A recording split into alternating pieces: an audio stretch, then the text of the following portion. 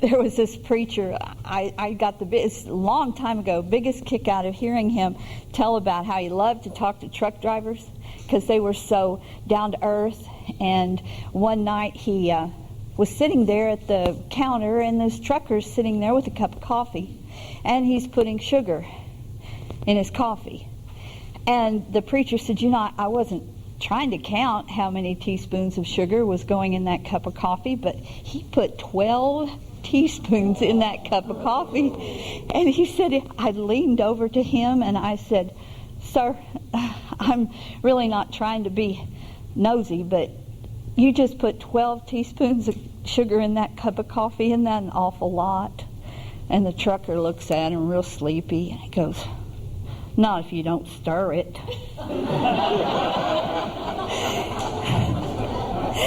And so mindlessly he's putting the sugar in, and mindlessly we put a lot of things in our bodies. We're busy and we're under tension, and a lot of times we have, who ate that bag of potato chips? Because you did it without even thinking. And the impurities that go into our body through a lot of the foods that we're eating has to be dealt with. So either it's taken out of the body by way of the liver and the kidneys, or it finds a place to stick around and it doesn't go out of our body.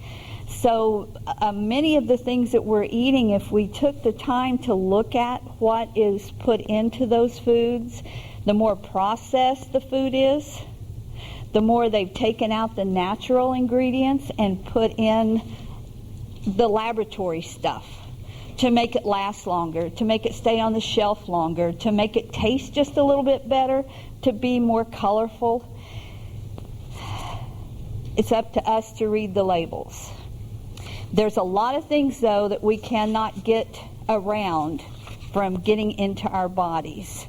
So the way that we keep our body going and keep it healthy, things that we don't even think of, the laughter that we just had. Laughter is a real unique way that the body has to even clear a lot of things out through the lungs. When you laugh, you're breathing more deeply, and the endorphins that starts going through your body because you laugh. Did you know just smiling does that also for you? If you just go stand in front of the mirror and do it, and maybe you'll start laughing. But it's a process that the body and the mind and the emotions and the immune system are all linked together with smiling and laughter. Back when I was a young nurse, I would get patients in that were like in their 90s and 80s, and they would be young and vibrant. I would get somebody in their 50s that were already old. And I thought, what is with this getting old? What makes somebody get old? And I did my own study. Started taking notes and writing down the differences between the people that I was taking care of. And when I came to one place that I thought, this is really unique to all of the older people that were still young.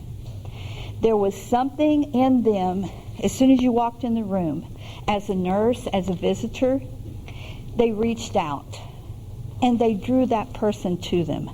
They weren't just laying there like, I'm sick, you give to me. They gave of themselves. It's not so much giving stuff. And everyone that is here today, you're givers, or you would not have gotten up this early on a Saturday morning to come, not knowing that the air conditioner was not going to be working right. But you are giving.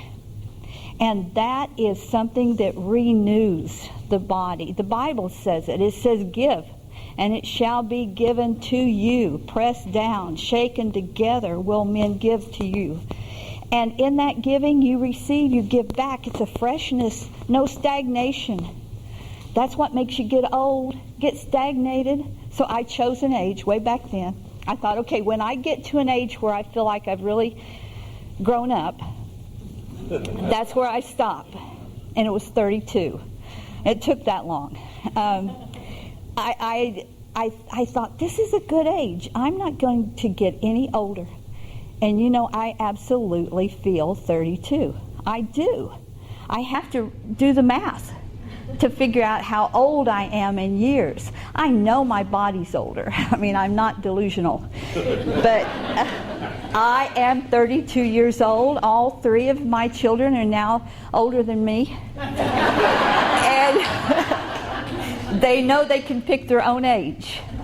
But it's up to us to say many things about our lives, many things about our bodies, our attitude. And one of them is whether or not we're going to get old. I'm taking 32 into eternity.